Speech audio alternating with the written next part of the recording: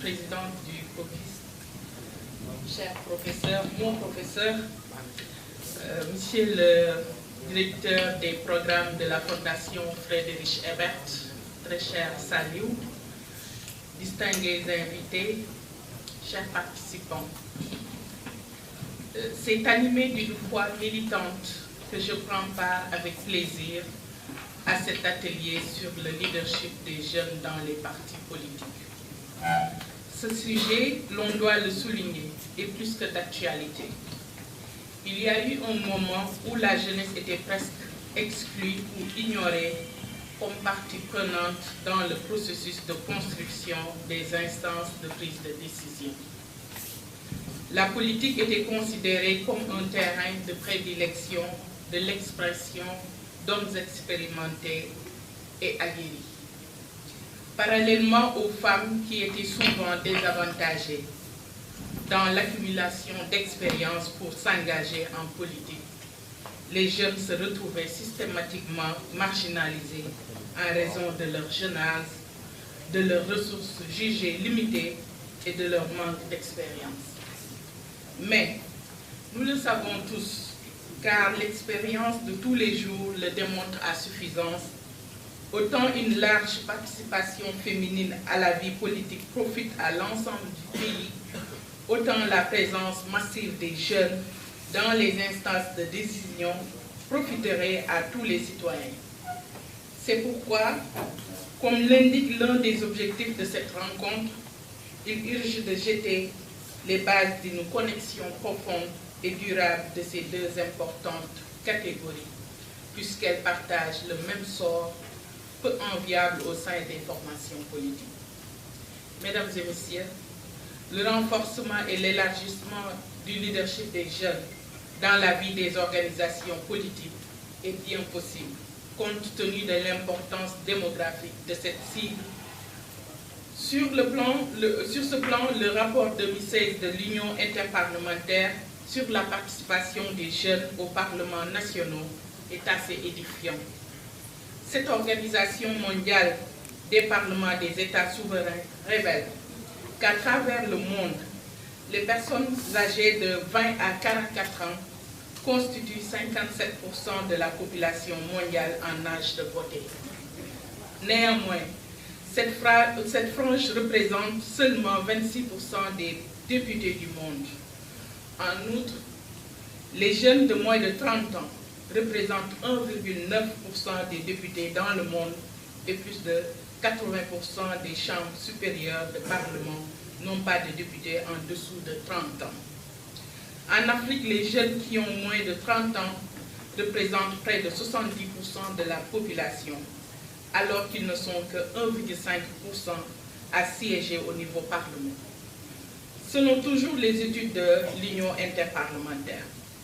Pourtant, même s'ils sont moins engagés que d'autres générations dans le vote et l'activisme des partis, les jeunes jouent souvent un rôle central et catalyseur dans les mouvements de démocratie à travers le monde. C'est l'une des raisons pour lesquelles les organisations et associations de tous bords ont décidé de former de jeunes militants à devenir des leaders politiques. Et c'est l'occasion pour moi de rendre hommage et de remercier la Fondation Friedrich Ebert, parce que comme l'a dit tout à l'heure Saliou, moi-même je suis un fruit de la formation de la Fondation Friedrich Ebert, et croyez-moi, c'est une formation qui a beaucoup joué dans ma carrière politique. J'ai beaucoup appris et quand je venais de débuter la formation, j'étais venue avec une timidité invincible.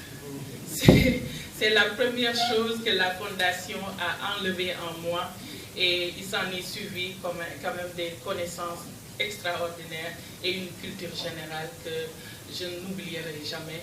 Merci à la Fondation, merci également aux professeurs qui nous ont formés et je peux citer le professeur Fatou Sorsar qui nous a beaucoup appris en tant que femme d'abord, mais également en tant que jeune. Donc, soyez-en remerciés. En effet, l'engagement de la jeunesse a toujours rencontré un obstacle majeur venant des responsables politiques en fonction, très souvent en âge avancé et protégés par de puissantes institutions au pouvoir depuis plusieurs décennies. Ainsi, dans les pays comme le nôtre, la lutte pour l'élargissement du leadership politique des jeunes est indissociable à l'idée d'une relève, voire d'une alternance générationnelle. Le rêve d'une véritable alternative générationnelle au Sénégal est devenu aujourd'hui une nouvelle réalité. Avec l'accession de son Excellence Macky Sall au pouvoir, un président de la République né après les indépendances, et depuis 2012, la jeunesse demeure au centre du discours public. Désormais, nous pouvons légitimement nourrir l'espoir de la confirmation d'un leadership jeune suffisamment fort pour porter les changements nécessaires au décollage de notre Sénégal. Mesdames et messieurs, chers jeunes, je reste persuadée qu'en sortant de cette rencontre, vous serez mieux à même de répondre à l'interrogation suivante. Quel rôle pourront jouer l'Assemblée nationale, le gouvernement du Sénégal, les partis politiques majorité comme opposition et la société civile pour accroître la représentation des jeunes femmes et hommes en politique, tout en renforçant leur leadership? Je voudrais dès lors vous inviter à plus de conscience de vos responsabilités. Ce pays repose sur vos épaules parce que vous en êtes le présent d'un avenir que nous voulons tous enchanteur. En ayant conscience de votre rôle de porte-étendard pour le développement économique et social, vous devenez les dignes héritiers de vos aînés. C'est pourquoi, mesdames et messieurs, honorables invités, en tant que responsables politiques, nous nous intéressons à la préparation des jeunes au leadership dans les organisations politiques. Chers jeunes, réfléchir sur le thème de cet atelier m'amène à poser la problématique de la nécessité d'une amélioration tant qualitative que quantitative de la participation politique des jeunes dans notre pays. Nous devons être davantage réfléchis et responsables pour mériter d'être responsabilisés.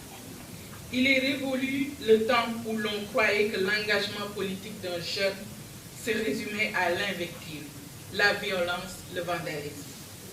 Je peux vous assurer que seul un leadership fort, affirmé au sein des instances politiques, pourra vous permettre de jouer légitimement et efficacement le rôle qui est le vôtre dans la redéfinition et la réorientation de notre système scolaire par rapport aux besoins du marché de l'emploi, dans la création massive d'emplois décents, mais aussi dans la définition des programmes de sport, de la culture dont vous êtes les principaux bénéficiaires. Mesdames et messieurs, chers jeunes, si nous acceptons de nous retourner vers le passé, pour un instant seulement, c'est juste pour voir comment nous en sommes arrivés là, mais point pour nous y installer. Le renforcement du leadership politique des jeunes devra se faire pour, par et avec les jeunes. Le président de la République, Macky Sall, nous a bien montré la voie à suivre à travers sa trajectoire si singulière, d'où jaillit une ambition politique à la hauteur de sa dimension d'homme d'État. Sachez, chers jeunes camarades, que le leadership en politique est alimenté par un engagement ardent à ne jamais être au second plan. Vous devez légitimement nourrir l'ambition d'assumer, mais aussi d'assurer vos responsabilités face à l'histoire de notre pays. Votre unique projet doit être la construction du Sénégal de nos rêves. C'est cela la grande ambition politique. N'ayez donc pas peur d'avoir de très grandes ambitions pour notre cher Sénégal. Je vous remercie de votre écoute.